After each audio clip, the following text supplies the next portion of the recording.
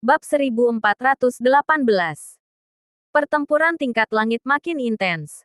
4 orang sudah membangkitkan sayap energi sejati mereka dan bertempur dari tanah hingga ke langit.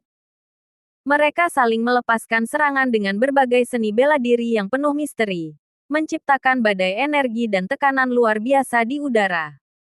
Namun, meskipun pertarungan berlangsung dengan sangat sengit, belum ada pihak yang dapat menentukan pemenang. Meskipun terkena racun dan kekuatan bertempur menurun, Daniel tetap kokoh dan tak tergoyahkan seperti gunung. Tunggu, anak ini berani terlibat dalam pertempuran tingkat langit kami. Apakah dia berniat membantu Daniel ini membunuh kami? Suara Marlon yang terkejut terdengar dari kelompok pertempuran di udara. Pertama salam, baru perang. Aku datang untuk beri kalian hadiah besar.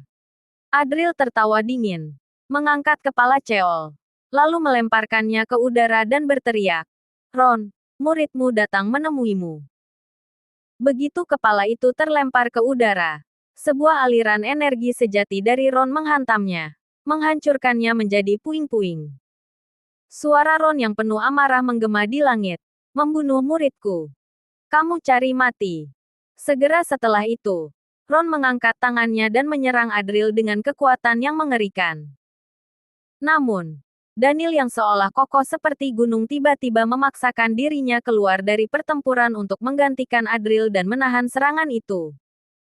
Namun, meskipun dia mencoba bertahan, Daniel menunjukkan celah dan Marlon yang melihat kesempatan segera melancarkan serangan brutal dan memukulnya dengan keras. "Daniel begitu sayang pada muridnya?" tanya Marlon. Marlon terkejut sejenak, lalu tampaknya menyadari sesuatu yang lebih penting. Senyum puas muncul di wajahnya. Seolah-olah dia akhirnya menemukan titik lemah Daniel dan dengan cepat membatalkan pertempuran dengan Daniel, memusatkan seluruh serangannya pada Adril dengan lebih ganas.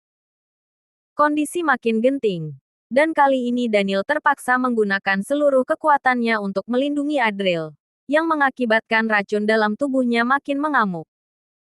Ketegangan pertempuran yang sebelumnya cukup seimbang kini mulai beralih ke arah Marlon. Jadi, ternyata dia hanya datang untuk menjadi beban bagi kepala akademi. Para mentor yang berada jauh dari medan perang kini terlihat gelisah dan suara cacian mulai terdengar.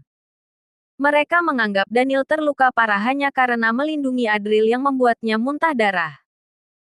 Adril tidak memperhatikan Marlon. Dia malah berkata kepada Daniel, "Pak Daniel, aku akan menyembuhkanmu dari racun." Menyembuhkannya. Marlon tertawa terbahak-bahak lalu berkata, "Kamu menyembuhkannya? Kamu kira bisa? Daniel, apa kamu benar-benar mempercayai omong kosongnya? Kalau aku jadi kamu, lebih baik biarkan aku membunuhnya. Kita berduel dengan cara yang adil." "Pergi!" teriak Daniel. Dia hanya membalas dengan satu kata, lalu seketika meluncur turun ke arah Adril dan mendarat di sampingnya. Dalam perjalanan, Daniel melepaskan satu serangan energi yang menghancurkan beberapa pengkhianat dari kelompok 6 jalur puncak kematian yang berada lebih jauh. "Benar-benar berani ambil risiko.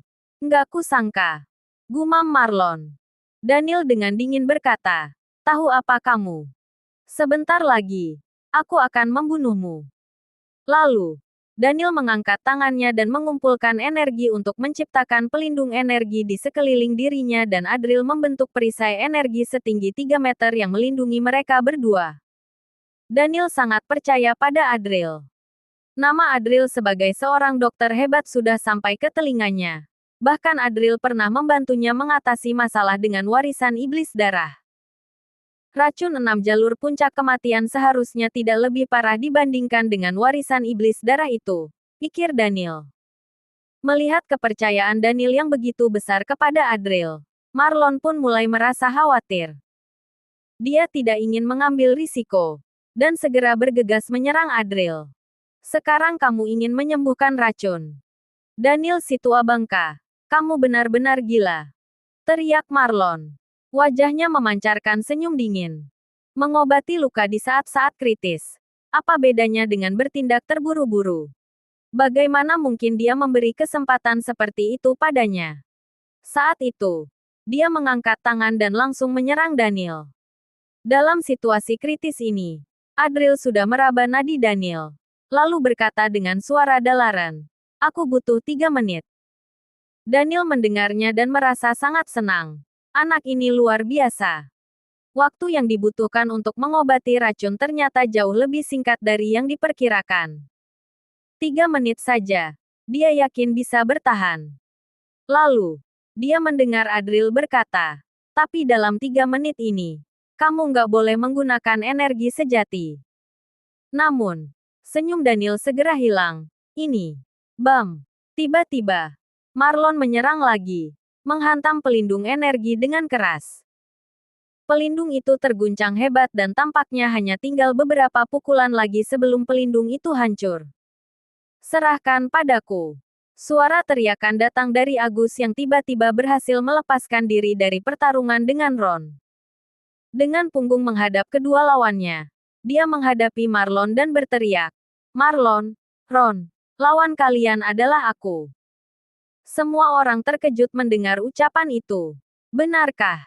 Marlon tertawa sambil menggelengkan kepala. "Agus, bukan karena aku meremehkanmu. Tapi kamu benar-benar nggak cukup kuat untuk melawan kami berdua." Agus baru saja memasuki tingkat langit. Hanya bisa berurusan sedikit dengan Ron. Bagaimana dia berani melawan 2 orang sekaligus? Agus hanya mendengus dan berkata, "Nggak bisa mengalahkanmu. Aku masih bisa melarikan diri." Setelah itu, dia berteriak kepada Daniel, "Berikan kitab tentara agung padaku." Daniel terkejut, tetapi segera mengerti apa yang dimaksud oleh rekan lamanya itu. Tanpa ragu, dia mengangkat tangannya, merobek daging di lengan kanannya, dan dengan cepat mengeluarkan sepotong batu giok kecil dari dalam tubuhnya.